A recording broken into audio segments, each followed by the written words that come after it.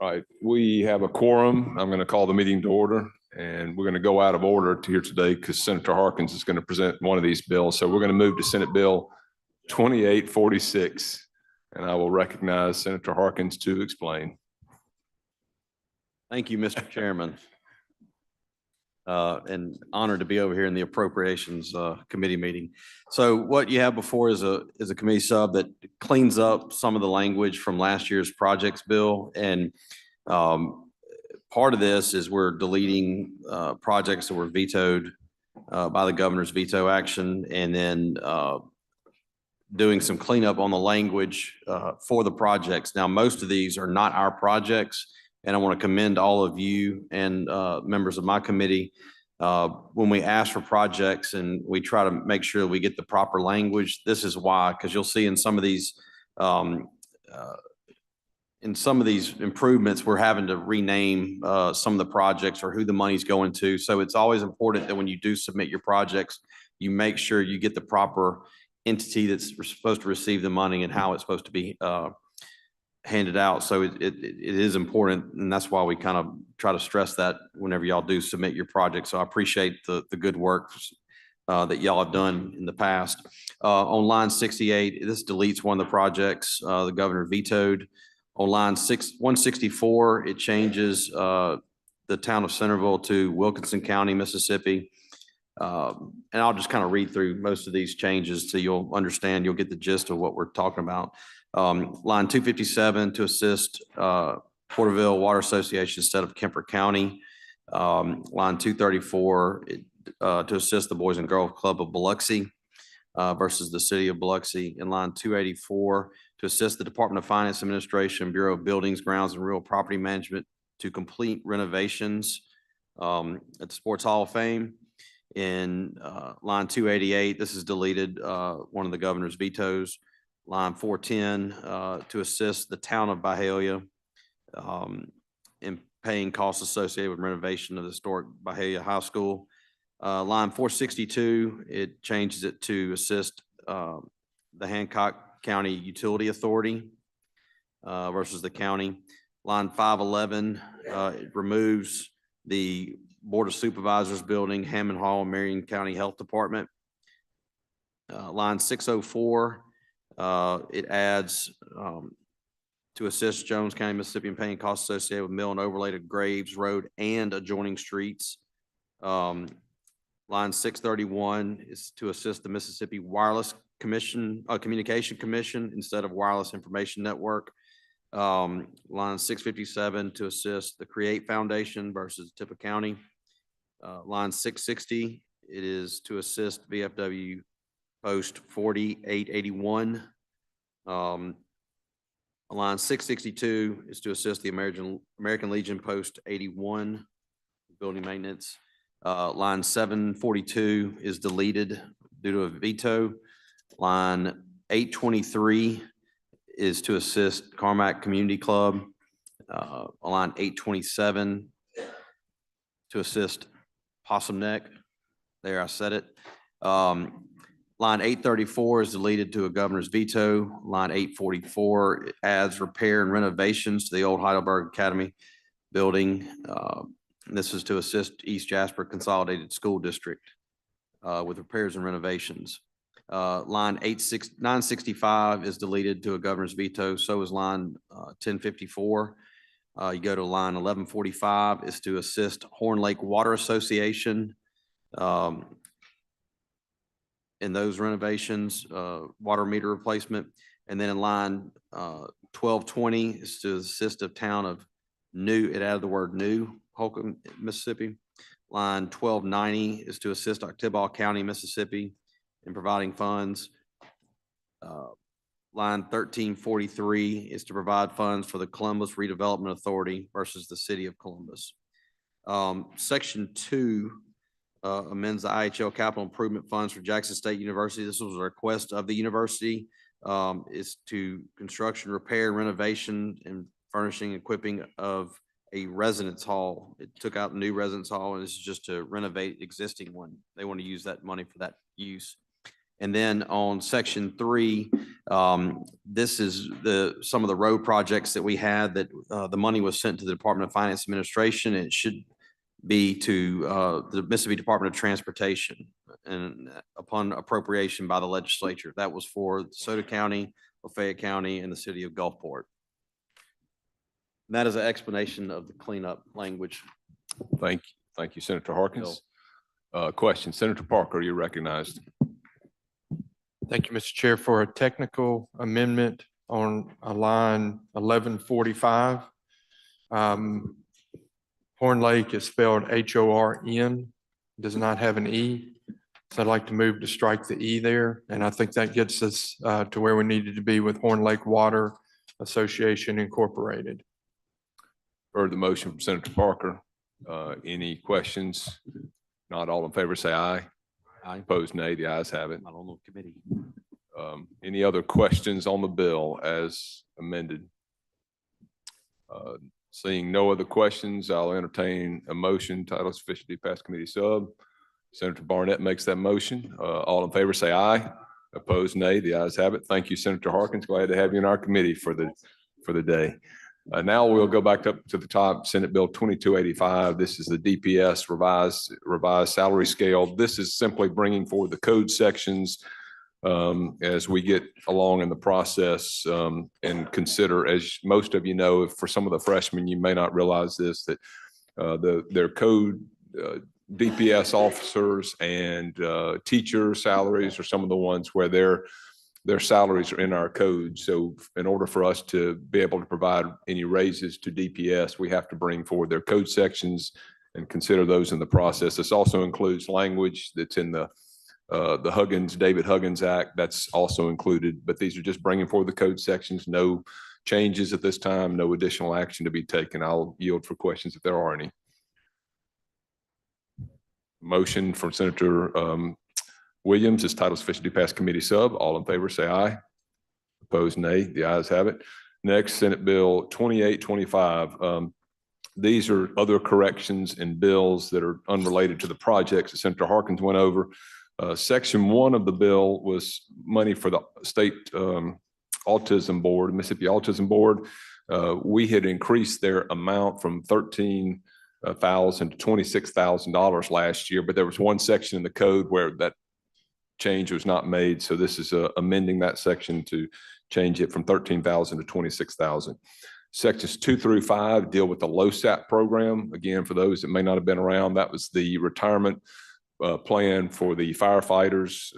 And we put a little over $16,169,614 of funds into the Mississippi Insurance Department. $3 million of that was general funds. In order for those funds not to lapse back like they normally would, we're going to switch those into the special fund that was created for the LoSAP program. So at the end we want them to keep building up that fund for the retirement of the firefighters. So the change here is to keep that from lapsing, is to move $3 million into the special fund account for that program. Section 6 deals with the Sharkey-Issaquena County Nursing Home and Hospital. We put $1.5 million into that hospital and nursing home last year. It was destroyed by the tornado. There was I think clerical error we had that would be from March 24, 2023 through June 30, 2023, when it needed to be through 2024. Section 7 through 9 deal with the charter school board. Last year, we moved the charter school appropriations from the IHL budget to the MDE budget. And we actually just put them into a section of the general funds for the Department of Education. It was actually, there are two parts to it. There was $1.4 million of general funds that were to be provided. I'm sorry, $900,000 to be provided out of general funds and $500,000 out of special funds they get from the charter schools, organizations that open charter schools. We want to move those into a separate section so it's clear that those funds go directly to the charter schools and not part of the general fund. So that's just again, kind of reworking the language so we can move the same amount of money. It's no different money here, but we move it into a separate line item for charter schools. Section 10 deals with the use tax diversion that we have for the local system bridge program. Last year, they thought that $30 million would be the maximum amount that could be gained out of that. Actually, now they tell us it's $34 million, so we're just increasing the maximum amount of the percentage of the use tax that goes to them from 30 million to 34 million. Again, no additional funds. It's just giving them escalation authority to use that $4 million as identified. Section 11 deals with the, actually Section 11 and 12 are basically the same. It's just language changes for the ELCs. Originally, when the early learning collaboratives were set up, there was no lapse of the general funds, and all of their funds have not been used. So what we would like to do is allow those funds to lapse back in the general fund. It'll allow us to keep a better track of how the funds are being utilized, and we can look at that every year and see what they need, as opposed to just allowing that fund to build up. And certainly they can come before the legislature, and I think it's going to allow us to be better prepared to track the amount of funds that they need and that they're using. Section 13 was actually, 13 was the one dealing with outdoor stewardship fund. They gave funds to the Department of Wildlife for, it was $923,200 of funds for programs within the Department of Wildlife. We need to give them the authority to escalate their budget so they can utilize those funds for the projects that Outdoor Stewardship Fund allocated or proposed that they use and implement. Section 14 deals with it's kind of a technical aspect of the treasurer's budgeting authority. They had to make some balloon payments on loans, and we needed to give them the ability. They're able to go into the working cash stabilization fund or the rainy day fund, and we need, this provision will allow them to escalate their budget for those funds that they borrowed for temporary cash flow purposes related to those debt payments. And finally, Section 15 is the Forest Facility Grant Program Fund that we implemented last year.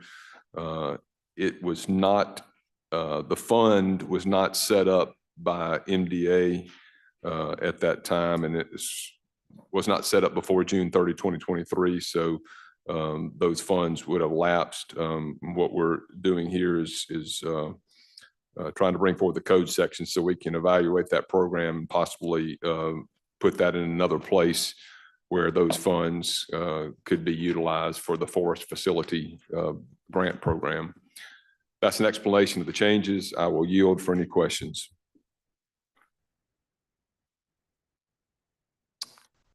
Seeing none, the motion is title sufficient to pass. Committee, no, that's title sufficient to pass. Thank you, Senator Polk. All in favor, say aye.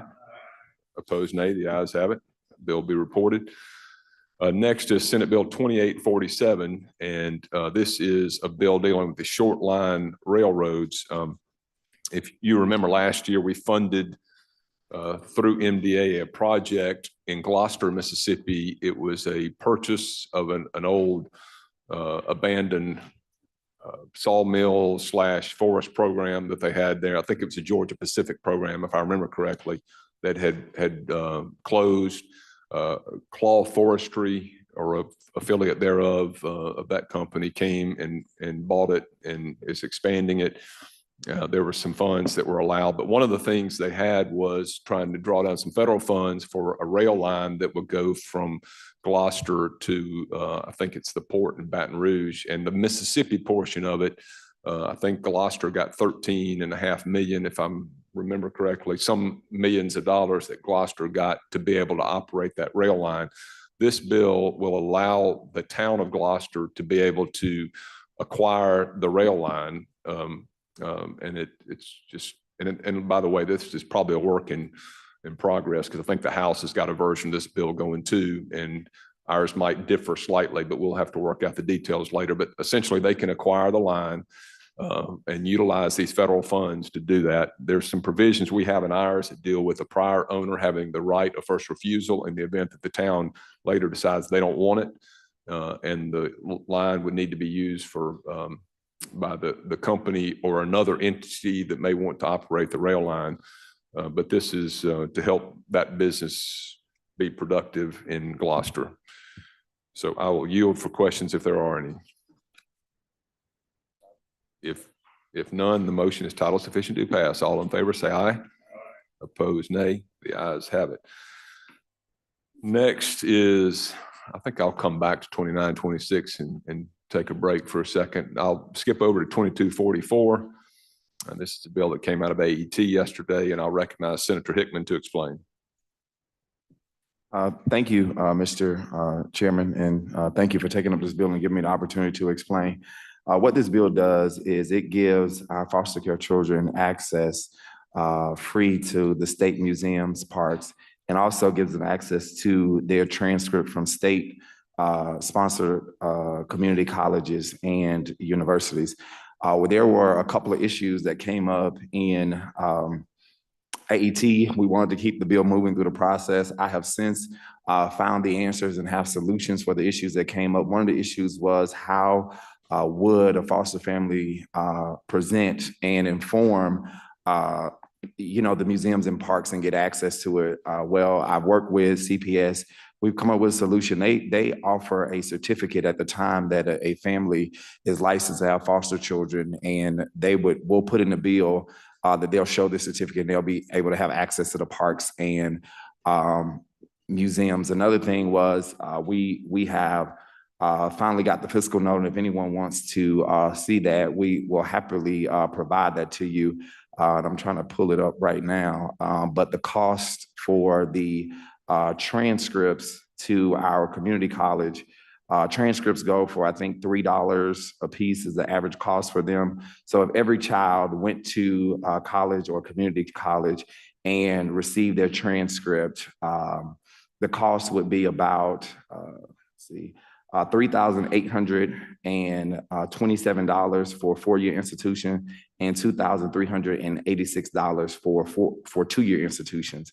The cost on the parks and museums, looking at it, the Legislative Budget Office did an average of each family going to 4 parks a year. So if every family went to 4 parks a year, the cost would be about $93,160. And that is, worst case, not worst case, but that is the broadest explanation of that. And so with that, if there are any questions, I will gladly answer them. Thank you, Senator Hickman. Are there questions? And let me add one thing, to keep this, if we would, from going back to the AET committee, we plan to, and we promise you that we'll make those amendments on the floor to keep this bill running and moving. Thank you, Senator Hickman. I think that was Senator Parker's question. So I think he will pass. Senator Hill, you're recognized. I may have heard wrong. Did you mention something in the explanation of your bill, Senator, about community college? Or did I hear that wrong? No, you heard it. It's just transcripts from community college and four-year institutions. So free transcripts? Yes. Okay, thank you. And let me, one more thing, Senator Turner Ford had a question about giving a gift. If we legislate that we can give that, then the community college and four-year institution will be okay to give those free transcripts. Thank you, Senator Hickman. Are there other questions, Senator Hill?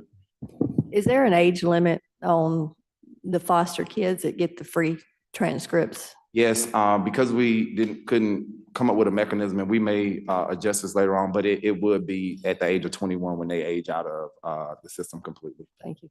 Thank you. Thank you, Senator.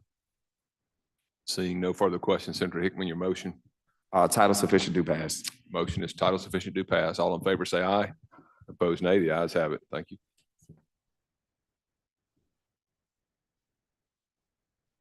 Okay, let's go back to Senate Bill 2926. This is our what we call our early deficit bill. Those that have been here for a while, you'll know we typically end up having 2 deficit bills during the session. We try to take up one early for some agencies that have some cleanup issues that we know about. And then there's always one that comes later in the session where we find out something unexpectedly. So my anticipation is that we will have to deal with 2 of these. And maybe even deal with some exchanges with the House later, but I'll go through the sections in the bill so you know what we're looking at. The first part is the bill, actually sections 1 and 2 deal with the Attorney General's office with settlements. And I'll direct your attention to sections 1 and 2. I can give you as much information as you like on any of these lawsuits, or we can just look at the numbers, but the total amount in capital expense funds that will be utilized for the first section is $685,916. And I can explain those as you'd like me to. Just feel free to ask questions. The second part, the 2.4 million in capital expense funds, is for the various, you'll see a lot of settlements and lawsuits and paying attorney's fees for various items that are part of their job at the Attorney General's office. Section 3, again, for those that have been hanging around appropriations for a while, you'll know that we are still paying off some of the ACA penalties utilizing capital expense funds. I think we're narrowing that down. I think we're getting close to the end, maybe one more year of that. But just for your edification, you know, there were some agencies that were hit with ACA, Affordable Care Act penalties, because they didn't offer that to some of their employees that were considered, should have been considered full-time employees that maybe were under contract. But in any event, this is the Veterans Affairs payment capital expense, $891,805. Section 4 is a legal case against DPS for a wrongful a medical examiner that's no longer with the state assessed a homicide case. Somebody went to jail for a period of time and a lawsuit was filed. That lawsuit was ultimately resolved, and that is a $520,000 payment out of capital expense funds. Section 5 is giving the Department of Revenue. I'll have Senator Delano to blame for this, I think, but it's given the Department of Revenue $2.7 million out of special fund authority, no additional money, but it's for the black license plates, which is, they're apparently rocking and rolling, Senator Delano. So we've got to pay for the license plates and the increased freight costs. Those funds will come back to the state, but it's just special fund authority for them to be able to purchase and obtain those license plates. Section 6 is money for our peer office joint reapportionment committee legal expenses associated with the redistricting litigation. That's $85,000. Section 7 is funds from the Secretary of Special Fund Authority only. This is a grant that was received from the Marine Resources for the Broadwater Marina Restoration Project located within the Tidelands. And this is trying to return that property to safe working condition for public use as soon as possible and prepare it for future development, if any. This is just special fund authority out of Go Mesa funds, giving them that ability to spend those monies, $3,438,425. Section 8 is the funds, the $834,250 of special fund authority for the Department of Wildlife that I mentioned for those projects. And they were improving wildlife habitats, forest management on state-owned WMAs, trail improvements at Tishomingo State Park, the Turcotte Shooting Facility, house construction, Horseshoe Lake Restoration Project, Lake Columbia kayak launch, and the Holmes County State Park kayak launch. Next, Section 9, $407,687, again, special fund authority. This is related to the Department of Health had paid a former vendor that for some services, and they determined that was an error. It should have gone to a different vendor. They got the money back, but for them to have the authority to pay out this money that they received back, they've got to have the appropriation authority, the language in here. So this allows them to pay the proper vendor. Section 10 is some $500,000 in funds for ARPA. We had, if you may remember, in the ARPA process, there were some, cities and counties got money through the state, but also these non-entitlement units, smaller communities and villages, and there was $500,000 of funds that were not utilized, and so those have to be brought back in and allow those to pass through the state for projects at the non-entitlement units. Section 11 is we have an increase in our state health insurance, sadly, but general funds will need to be used to pay for that. That's 4.3, I'm sorry, I said health insurance, property insurance, $4.3 million for our buildings and facilities in the state. And that's, they need general funds to finish out this year, $4.3 million. Finally, section 12 is CPS. This is one that I've had a lot of discussions with Andrea Sanders about, the Director of Child Protective Services. There were a few things here. One is I don't think CPS calculated properly, and I've talked to Andrea about this. I said, Andrea, I'm going to tell the committee and everybody, I think they had problems with the separation with DHS and didn't properly calculate what it was going to cost them to fully separate. That's one part of it. Two is I don't think they adequately projected the number of employees they needed to do what they've got to do. Y'all know that we're in the Olivia Y lawsuit right now. You know that we're trying to ramp up. We'd like to get out from under that. We're trying to ramp up as fast as we can with CPS to get out of the courts and put that behind us, because we're spending millions of dollars every year with the monitoring of that case. And I know that's what she and her agency are trying to do, but they're going to need more employees. The other thing that can be corrected, and I talked to her about this, was they had a higher rate of pay than what was budgeted for some employees. And I told her that, the committee and the legislature could just say, well, get it corrected. You got, what do we have? We're at the end of February. We got several more months to get that corrected. And that could be done, but I know they're trying to get more staff in at better rates. We've given them a higher rate of pay for many of their workers too, because we've got to get them up to speed, really working on this. Right now, they've increased their caseload requirements to 72%, which is the highest level they've had in 20 years. They want to get to 90%. That's what the courts have requested they get to by September 2024. But the total amount, and all of this is special funds, so it's other outside funds, but the total amount is $9,905,018, and they need that special fund authority to be able to take care of those issues. So that's an explanation of the entire bill. I'll be happy to yield to any questions. Senator Hill, question. On the lawsuit section, where we go through the bill and some of these suits are named like a certain person versus state of Mississippi or versus whatever agency. Where in the bill are we paying for those lawsuits that the court sealed with these agencies? Because I know we've had sealed settlements with these agencies. I don't know which ones are sealed. Do you remember, if you can tell me? Well, I know maybe not this year, but in the past, I know there were some that were sealed from the insurance, state insurance, and maybe some other ones. I just wondered where we were paying for those, if they were in these bills or if they were somehow paying it out of an agency fund, because there's no way, if it's sealed, that we as legislators know how much taxpayer money is being expended on some of these agency lawsuits. And I know a party to one of those lawsuits.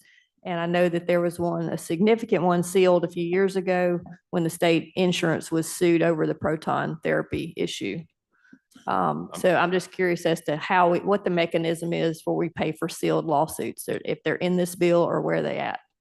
Well, I'm not. And we may not have any this year, but I mean, you've been appropriation chair. I want to know where my public dollars are, or how they're being spent for these sealed lawsuits. And I file bills year after year after year to not allow a public body to seal a lawsuit where the taxpayers are having to pay out.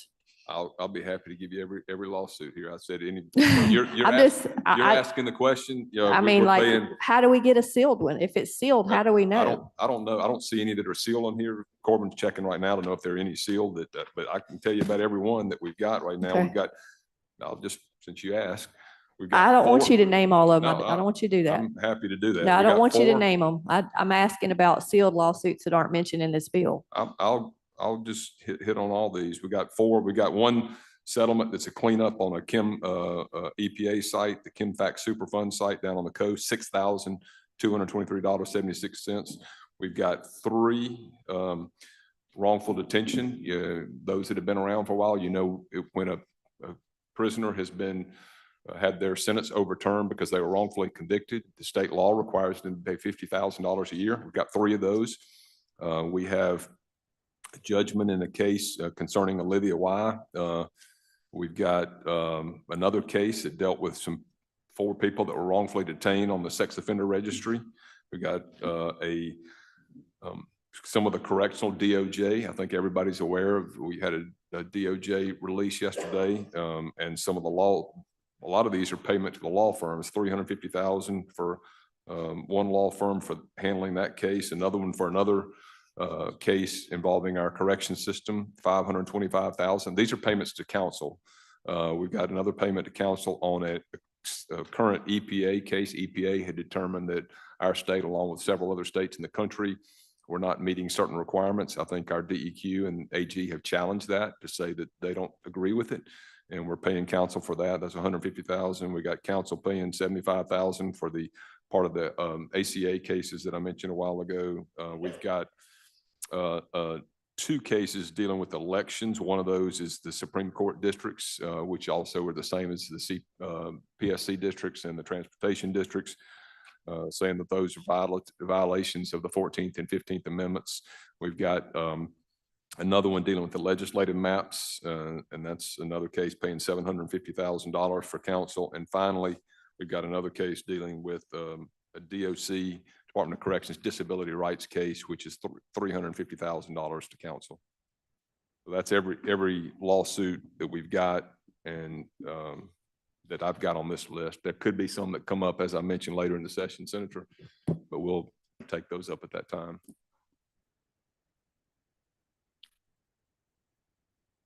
Mr. Chairman, I really didn't need you to read all those bills. I just had a question about how we pay them if they're sealed. Thank you. Look, I don't have anything to hide. I mean, I want people to I know that. I'll- I'm not saying you do. Yeah. I'm saying that these agencies have in the past settled lawsuits and sealed them, and maybe you nor I know how they're paying it out. I'm not laying it on you at all, so please don't take it that way. It just hit me that when we pay out all these lawsuits, that there's certainly probably some that are sealed somewhere, because in the past there have been. Well, there may be, let me just tease this out for a second. There may be some where if the court orders that they're sealed, typically any case against the state's not going to be sealed because it's public and it's going to be open. There would have to be some very specific and tight reason. Maybe it's for the benefit of a plaintiff. I know one of these cases is a John Doe type case because the people didn't want to be identified. And that may be the kind of stuff you're referencing, but it's, and I can understand in some of these cases where the people would be anonymous because of. Well, I think that people's names could be redacted, but I still think we should see the agency and how much the payout is. I think you can accomplish privacy without totally sealing it from the public. Yeah, I think that's the only one. That one case is the only one where the plaintiffs are private, but I'm not aware of any other case that's been sealed. But if I find out anything, I will let you know. Thank you, Mr. Chairman. Thank you, Senator. Senator Parker. Thank you, Mr. Chairman. Just want to just bring one thing to your attention and committee's attention that I learned from a board meeting regarding procurement last month, and it pertains to Section 12, I believe, on some of their additional appropriations for child protective services. In the board meeting, there was one particular case where a special request was made for one child to be placed in a home, a special home for a very troubled child. The troubling amount, though, was for that one placement for 1 year, the requested amount was $500,000. Come to find out, it was ordered by the judge that the child be placed in, I believe it's a level 4 or level 5 facility, which we do not have in the state. There were additional requests in that meeting for not as high amount, but similar amounts. And so I intend, and I would love to have your assistance on this, maybe out of session, to take a deeper look into some of those decisions that are made to place particularly children across the state line, because I don't think that that there's a duty for a facility across the line to maybe provide the best funding mechanism for that care. It's also been brought to my attention that there could be a way in our state to maybe look at providing a facility like that in the state for maybe a considerable amount of money. I don't know the exact amount, but if we are seeing this happen time and time and time again, it is something I'd like to work with you in looking into particularly. And I just thought of it as we were looking at section 12 of the bill you were discussing. So wouldn't you agree that that would be something that we should maybe give some attention to? And that's the question. Senator Bryan says, wouldn't you agree?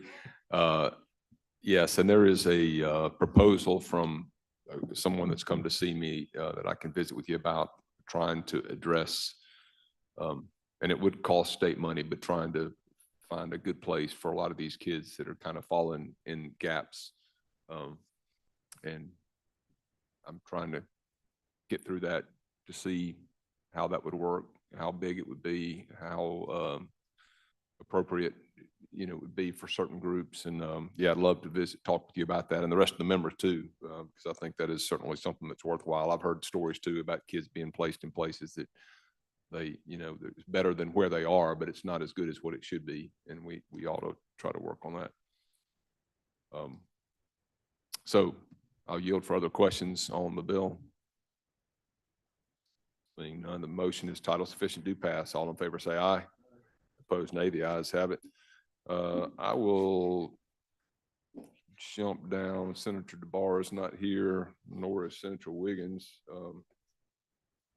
Yeah, the two at the bottom, Senate Bill 2550 is just bringing code sections forward. This is all the DAs. I know Senator Wiggins is in the process of going through a consideration of districts as it relates to our judges, which also affects our DAs, because whatever the judicial district is for the judges, it's the same for the DAs. So it's bringing forward the code sections for them, and also I think it includes information about the salaries for criminal investigators. So again, just bringing forward code sections. I will yield for questions if there are any on Senate Bill 2550. Not the motion, Senator Polk, title sufficient, do pass. All in favor say aye. Opposed, nay. The ayes have it. Finally, Senate Bill 2761, I think is also just bringing code sections forward. Let me make sure. That is bringing code sections forward. This deals again with the judicial support staff.